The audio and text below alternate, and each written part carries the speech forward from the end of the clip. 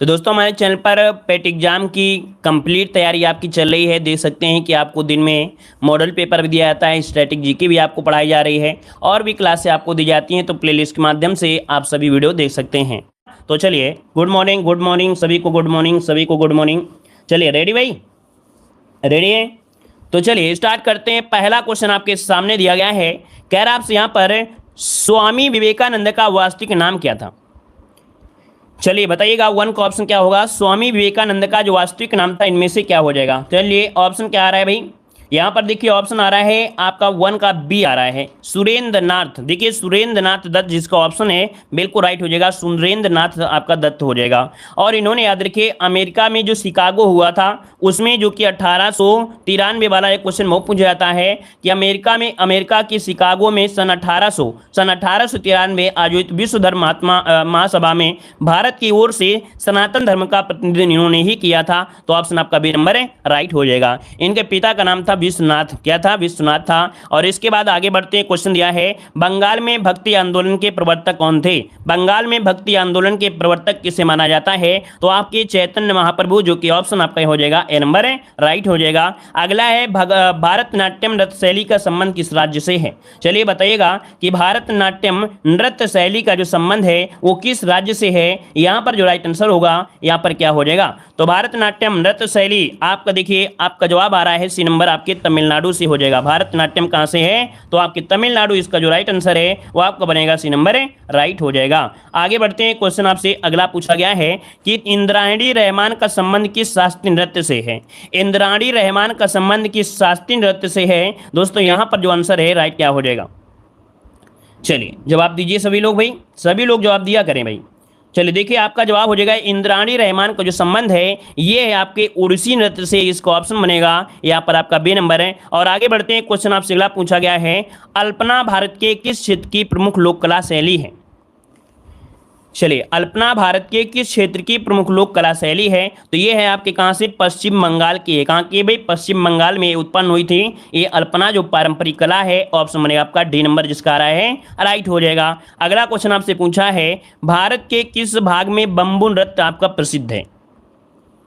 चलिए बताइएगा भारत के किस भाग में बंबू नृत्य आपका प्रसिद्ध है। यहाँ पर जो आंसर है आपका राइट क्या हो जाएगा, तो देखिए यहाँ पर आपका जो 6 का ऑप्शन आ रहा है यहाँ पर बी नंबर भी आ रहा है और यहाँ पर सी नंबर भी आ रहा है। तो देखो भाई याद रखिएगा कि यहाँ पर अधिकतर आपको जो आंसर मिलेगा ज़्यादा से ज़्यादा आपको मिजोरम मिलेगा और साथ में आपको मिलेगा क्या, यहाँ पर मेघालय मिलेगा। लेकिन भाई ज़्यादा से ज़्यादा सहयोग होता है ग्रामीण क्षेत्रों का। कहाँ से होता है, ग्रामीण क्षेत्रों में ज़्यादा सहयोग होता है। तो ग्रामीण क्षेत्रों में जो आपका मिजोरम है। आगे बढ़ते हैं, क्वेश्चन आपसे दिया है नृत्य नाटक सूरदास एवं शंकरिया किस पेशेवर जाति से संबंधित रखते हैं।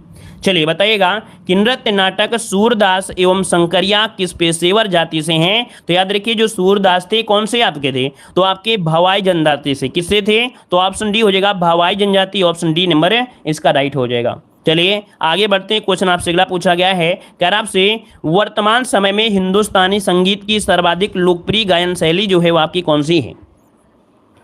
चलिए बताइएगा वर्तमान समय में हिंदुस्तानी संगीत की सर्वाधिक लोकप्रिय जो आपकी शैली हो आपकी कौन सी है। वर्तमान लगा दिया है तो आपका आंसर हो जाएगा यहाँ पर ख्याल गायकी। क्या हो जाएगा, ख्याल गायन शैली। ऑप्शन क्या बनेगा, यहाँ पर आपका बी नंबर बनेगा, ख्याल गायकी बनेगा। आगे बढ़ते हैं, कह रहा है राग भैरवी कब गाया जाता है। राग भैरवी कब गाते हैं, तो ऑप्शन हो जाएगा डी नंबर, प्रातः काल के समय गाते हैं। कब, प्रातः काल के समय गाते हैं। अगला क्वेश्चन आपसे दिया है निम्नलिखित में से कौन सा वाद्य यंत्र बिना तार का होता है। तो ये एक वाद्य यंत्र है जो बिना तार का होता है, इसका नाम क्या है, तो इसका नाम है आपका ट्रम्पेट। ट्रम्पेट को हम लोग बोलते हैं तुराही। क्या बोलते हैं, तुराही बोलते हैं। युद्ध के समय, क्या, युद्ध के समय जब बोला जाता है ना, बजाते हैं तो युद्ध के समय, वही वाला आपका है, याद रखिएगा ट्रम्पेट अर्थात तुराही। तो ऑप्शन हो जाएगा आपका सी नंबर हो जाएगा। अगला क्वेश्चन दिया गया है अल्बर्ट आइंस्टीन कौन सा वाद्य यंत्र बजाने में निपुण थे। चलिए बताइएगा अल्बर्ट आइंस्टीन कौन सा वाद्य यंत्र बजाने में निपुण थे। तो 11 का ऑप्शन क्या हो जाएगा, 11 का ऑप्शन हो जाएगा आपका वायलिन बजाते थे, बहुत मगन से बजाते थे। यहाँ पर आंसर आपका सी नंबर है राइट हो जाएगा। आगे बढ़ते हैं, क्वेश्चन आपसे दिया गया है किस मुगल शासक को चित्रकला का महान पारखी कहा जाता है।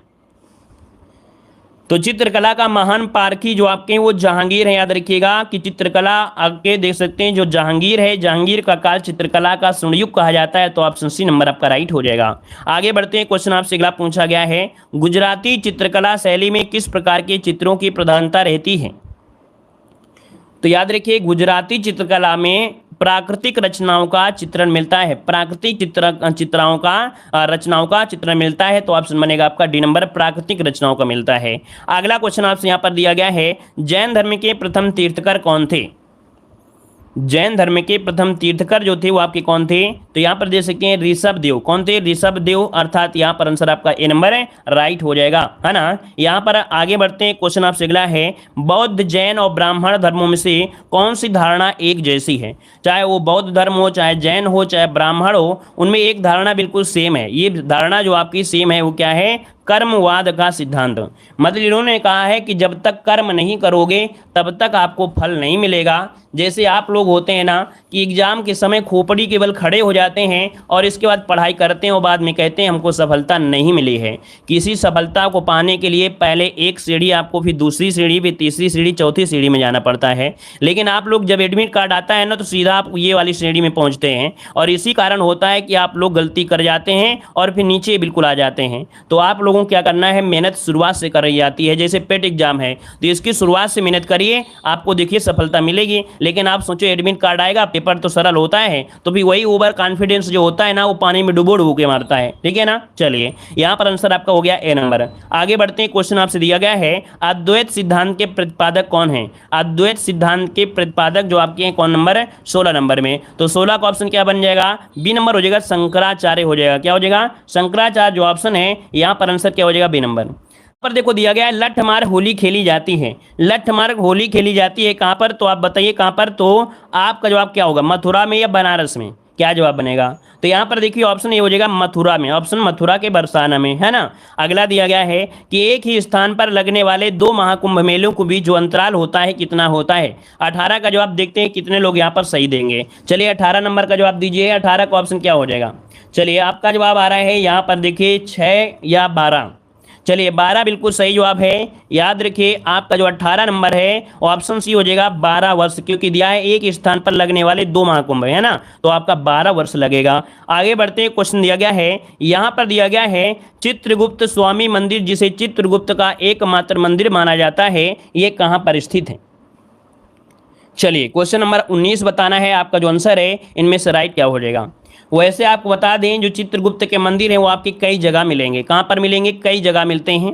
आपको कांची भी मिलेगा, आपको उज्जैन में भी मिलेगा, है ना, कांची भी में मिलेगा, उज्जैन में भी मिलेगा, कई जगह आपको मिलेगा। आइए क्वेश्चन नंबर आपका 20 दिया गया है, कह रहा है वह त्रिमूर्ति जिसमें ब्रह्मा विष्णु और महेश तीनों की मुख्याकृति उत्कीर्ण है, ये कहाँ पर आपकी है। तो चलिए यहाँ पर 20 का जवाब दीजिए, आपका आंसर क्या हो जाएगा। तो एलिफेंटा की जो गुफा है यहाँ पर ब्रह्मा विष्णु और महेश तीनों की मुखाकृत उत्कीर्ण है, ऑप्शन सी नंबर आपका राइट हो जाएगा। चलिए आगे बढ़ते हैं, क्वेश्चन दिया है कि विख्यात पर्यटन स्थल गुलमर्ग एवं सोनमर्ग भारत के किस क्षेत्र में स्थित हैं।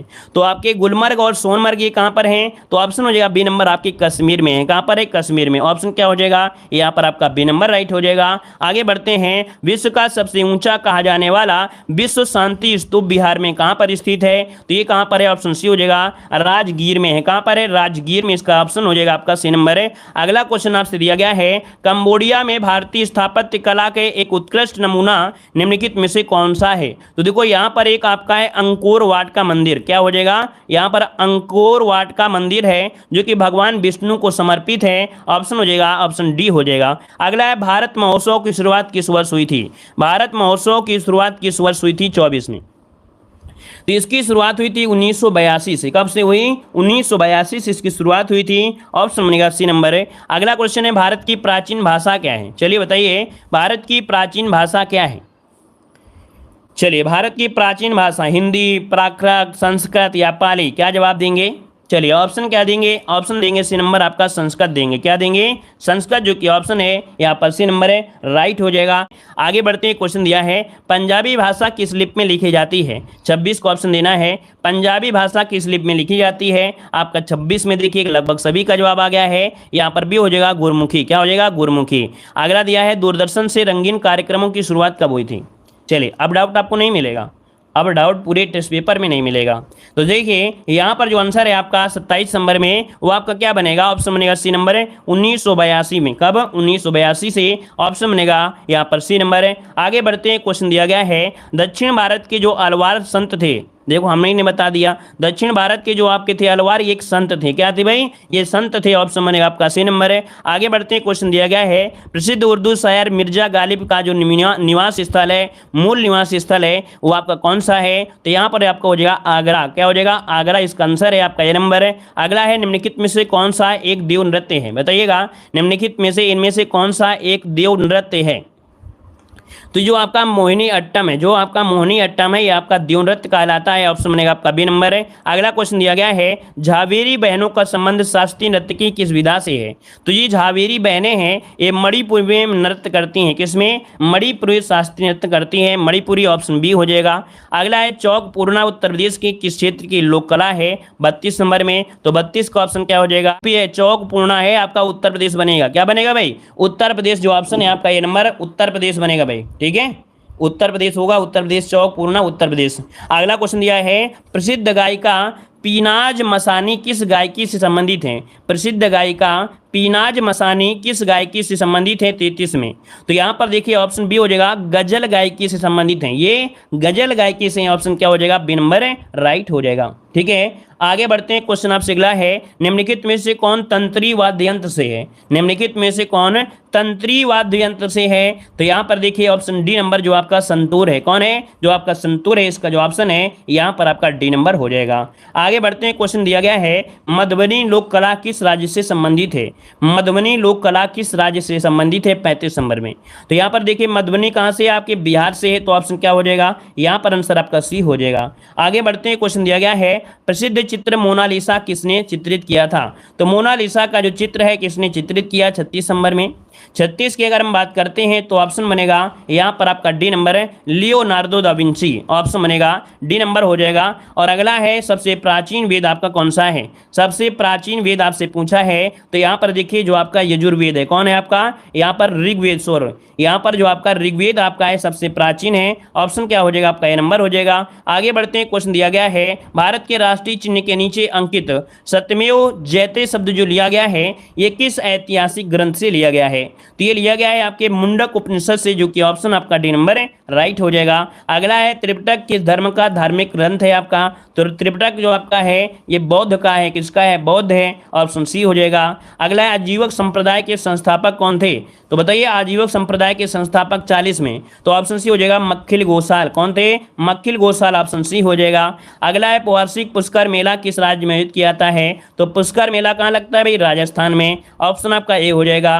पुरी की रथ यात्रा किसके सम्मान में निकाली जाती है, तो पुरी की रथ यात्रा याद रखिएगा कि यहाँ पर भगवान कृष्ण, उनकी बहन सुभद्रा और उनके भाई बलराम, इन तीन जो आपके ऑप्शन है डी नंबर है कि कृष्ण, सुभद्रा और बलराम के सम्मान में निकाली जाती है, ऑप्शन डी हो जाएगा। नवरोज किन लोगों का नववर्ष आपका त्यौहार होता है, तो नवरोज होता है आपके पारसियों का होता है, भारत में बलबन ने शुरुआत की थी नवरोज उत्सव मनाने की। अगला है दिलवाड़ा मंदिर निम्नलिखित में कहाँ पर स्थित है, दिलवाड़ा मंदिर कहाँ पर स्थित है, तो ऑप्शन क्या हो जाएगा बी, माउंट आबू में, कहाँ पर है, माउंट आबू में है। अगला है बड़ौली के मंदिर किस मंदिर शैली से संबंधित हैं, यहाँ पर दिया है बड़ौली के मंदिर किस मंदिर शैली से हैं, तो देखो आपको बता देते हैं बड़ौली जो आपका राजस्थान में पड़ता है, कहाँ पड़ता है, राजस्थान में पड़ता है। अब आप ही बताइए कौन सी आपकी शैली होगी, तो ये शैली है आपकी बेसर शैली, कौन सी है आपकी, बेसर शैली आपकी है, ऑप्शन बनेगा सी नंबर बेसर शैली। अगला है कौन सा स्थान भारत का स्विट्जरलैंड कहलाता है, कौन सा स्थान भारत का स्विट्जरलैंड कहलाता है, तो यहाँ पर देखिए ऑप्शन हो जाएगा कौन सा, ए नंबर है, ये आपका है कौन सा भाई, ए नंबर आपका हो जाएगा ऊटी, क्या हो जाएगा ऊटी, जो कि ऑप्शन है, नहीं ऊटी नहीं भाई, कौसानी, कौसानी है दिया है। देखिए ये कौसानी आपका है जो उत्तराखंड में है, कहाँ पर है, उत्तराखंड में है, उत्तराखंड में है, उत्तराखंड में आपका है, ये कौसानी जिला पड़ता है, कौसानी जिला पड़ता है, उत्तराखंड में पड़ता है, याद रखिएगा। ये एक हिल स्टेशन है, क्या है, हिल स्टेशन है, इसे भारत का स्विट्जरलैंड कहा जाता है, ठीक है, कौसानी इसका आंसर है, राइट हो जाएगा। आगे बढ़ते हैं, क्वेश्चन दिया है भारत में प्राचीनतम तारामंडल ग्रह कौन सा है। भारत में प्राचीनतम तारामंडल ग्रह पूछा गया है, तो यहाँ पर देखिए जो कोलकाता में है, कहाँ पर है आपके कोलकाता, जिसका ऑप्शन है बिल्कुल राइट हो जाएगा। अगला है मुस्लिमों का प्रसिद्ध शहर मक्का किस देश में स्थित है। तो मुस्लिमों का जो प्रसिद्ध शहर है वो मक्का है, ये किस देश में है। आपका जवाब क्या होगा भाई, आपका जवाब क्या हो जाएगा। तो देखो भाई 48 का जो ऑप्शन है डी हो जाएगा, सऊदी अरब में है। कहाँ पर है आपके सऊदी अरब में है। ऑप्शन क्या बनेगा आपका डी नंबर है। आगे बढ़ते हैं, क्वेश्चन दिया गया है निम्नलिखित में से किसे विश्व कला संग्रहों का भंडार कहा जाता है। निम्नलिखित में से किसे विश्व कला संग्रहों का भंडार कहा जाता है। तो 49 का ऑप्शन क्या होगा, तो यहाँ पर डी हो जाएगा सालारगंज संग्रहालय। सालारगंज संग्रहालय जो कि आपके हैदराबाद में है। कहाँ पर है आपके हैदराबाद में है, देखिए हैदराबाद में है। अगला है निम्नलिखित में से राज्य ने उर्दू को अपनी सरकारी भाषा के रूप में स्वीकृति प्रदान किया है। तो ये बताइए उर्दू को अपनी भाषा के रूप में स्वीकार किया है, किसने किया है। यहाँ पर जवाब क्या होगा, तो आपका जवाब इनमें से आंसर हो जाएगा आपका डी नंबर है, जम्मू कश्मीर हो जाएगा। क्या हो जाएगा, जम्मू कश्मीर हो जाएगा। चलिए धन्यवाद सभी को, जय हिंद, वंदे मातरम।